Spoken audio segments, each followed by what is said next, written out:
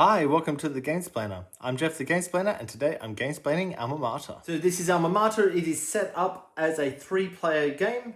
On a 4-player game, you'd use the other side of the board, which splits out these couple of locations. I've already been through the process of these cards.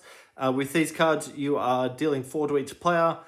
Out of those 4, each player chooses 1, place it face down, pass them off to the right, and keep doing that until you have 4 cards. When you have the 4 cards, remove one of those cards that's not going to get played, and you would get all the stuff that is on the cards in front of you, and whoever has the lowest number out of the added up numbers will be the first player. So we've got red as the first player. Let's just get straight into it. What red would like to do is get some points straight away. As soon as he can get to 15 points, he'll get an extra guy. He doesn't like the idea of necessarily being able to get enough students for here or to get that, because in order to get this one, he would need to get his marker up to there. Blue, I think, will probably be going after that, but red much prefers the idea of getting points.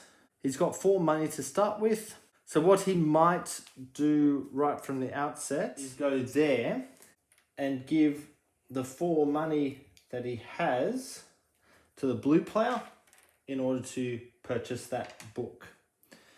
That gets him 1 point, and it is now blue's turn. Blue really wants to push up here to get his extra guy. The other thing that he's got is this card, which allows him to do lectures without actually having to pay the book cost. So it's probably worth his while getting some professors as well. So in order for him to get some professors, he's going to need to get other books in order for him to move up this track. He would go there. If he goes here, going for this black one, he'd be moving up 3 spots. And it's going to cost him for every spot that he goes up. So it's going to cost him 4 money for that spot. It's going to cost him 2 money for that spot. So it's 1 money per marker that's below him. So that's 6 money so far. And here it's going to cost him 1, 2 more money. So 8 money total, which he has. The other thing he could do would be to use this spot because he has 10 money, and that would enable him to move forward 10 spots on this, which again really close to that one. Or alternately, he could purchase some books just like the red player did in order to kind of get him into a position where he can get some students or some professors. And he thinks it's actually probably worth his while at this stage to do that. He thinks he will go here and he'll purchase from green. And he thinks he's going to purchase 2 of those green books. So that's 6 money. 1, 2, 3, 4, 5, 6 being passed over to the green player. Since he's purchased 2 books, he has a choice of getting 2 points or 1 point, which he's definitely going to take the 2 points. So blue, 1, 2 more points. It's now green's turn. Green likes the idea of having a whole bunch of money and going first next time. So he's actually going to take this spot, which gains him 8 money. We then go back to red's turn. Red has no money, but he does have a few books.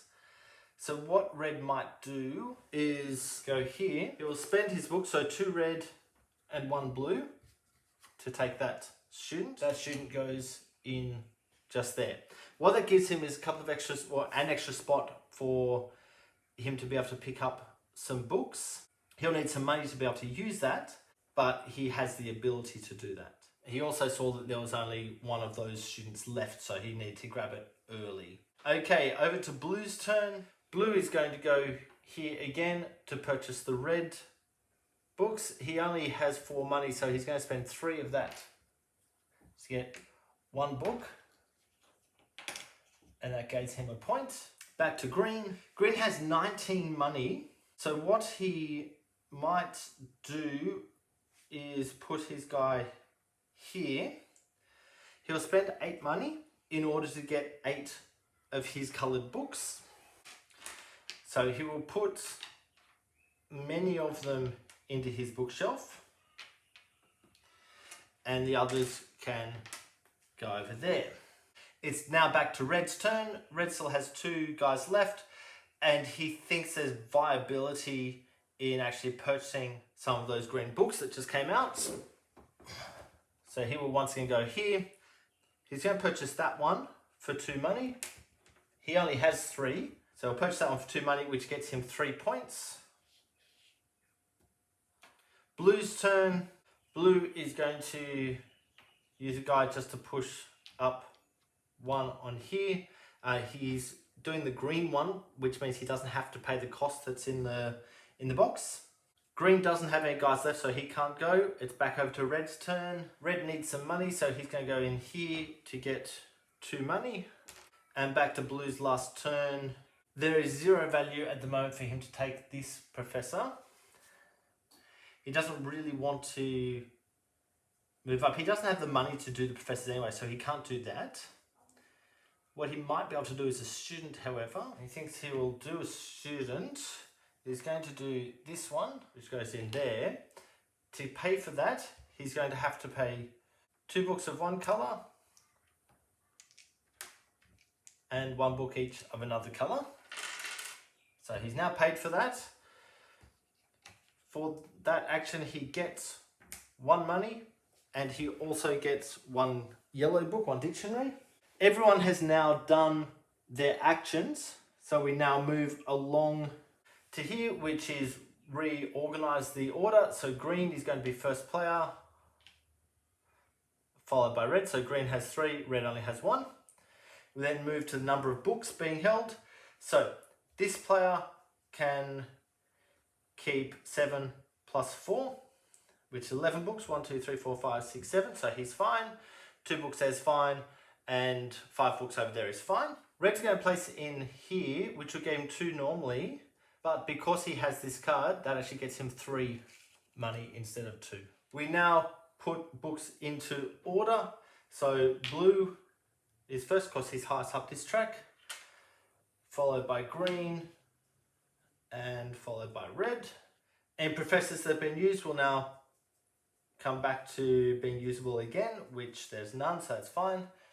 Now take the guys back off the board. We move that guy along 1. We then go to an income round. So they're gaining 1 money for each book in their bookshelf. So 1, 2, 3, 4, 5. Green will get 5 money. It's probably a worthwhile purchase from him earlier. Blue will get no money. Red will get 3. Any students that have this symbol will gain money. So green will get 1. This player will get 2 and a dictionary. Red doesn't have any of them. And then green will gain 1 money and red will gain 2 money. We then move the bookcases along. This book that's getting pushed off is returned to the supply, and we move on to the next round. I might jump forward to the end of the game, so please bear with me for a moment just so you can see how the scoring works. Okay, so I've just played through to the end of the game. We're up to the point on this bottom track of pulling the guys back, so they'll all do that. This is more for cleaning than anything else at this point. That moves along. As soon as this marker comes onto that, we go to end scoring. So we don't go to the final income section, we go to end scoring. So the way scoring works is for every book that you have left over, you turn that into 1 money. So this player has 4 books, 4 money. This player also has 4 books. We don't worry about books up on the bookshelf. Now for every 4 money that you have, you gain 1 point. This player has 9 money, so he's going to get 2 points. This player only has 7 money, so he'll get 1 point. And green has none. Then for every dictionary, you're gaining extra points. So green gets 1, blue gets 4, and red gets 2. Now we gain points for our position on the reputation track. So blue is going to get 12 points. Green, being in second position, will get 5 points because this is a 3-player game. If this was a 4-player game, he would have just got 7 points and red would get 3 points, or whoever's last get no points. Then, wherever you're up to on this track, so green and red, they've passed 1 of these markers. Blue has crossed 3 of them, multiplied by the number of professor cards that you have. So green has 3 points. Red has none because he has 0 professors. And blue has 3 times 1, which is 3 points. Then gain the points on your professor cards. So green is getting 14 points. 1 professor card there for 4 points for blue. And red gets no points. Then it's the top line, A Lecture Studios, multiplied by the bottom line. So 1, 2, 3, 4, 5 times 1, 2, 3, 4 is 20 points for green. Blue has 1, 2, 3, 4 by 3, which is 12 points. And red has 3 by 3, which is 9 points. Then points for these. So if you get one of them, you've got 3 points, which is green.